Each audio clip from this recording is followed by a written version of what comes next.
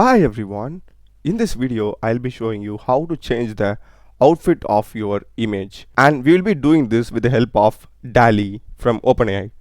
So for doing this, just Google OpenAI, you'll be getting the first link, and you need to have a ChatGPT or OpenAI account already created. Once you're in their official website, just click on login, and here you will be having three options: DALL-E or API or ChatGPT.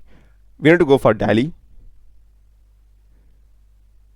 And in DALL-E's website, here you will be having an option to upload an image. Just click that, and you need to just upload the image which you want to change the outfit. So I'll just click on crop, and I'll just click on edit image. So make sure that you have enough number of credits before doing this. So if I go to my profile, here you can see I'm having 13 credits, and in case if you're out of credits, this won't work, or you need to buy credits for that. So that only depends upon you.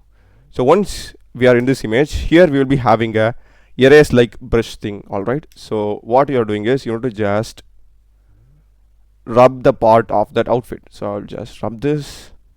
So once you are done erasing that part, you will be getting an text prompt where you will be entering the outfit that you want to change.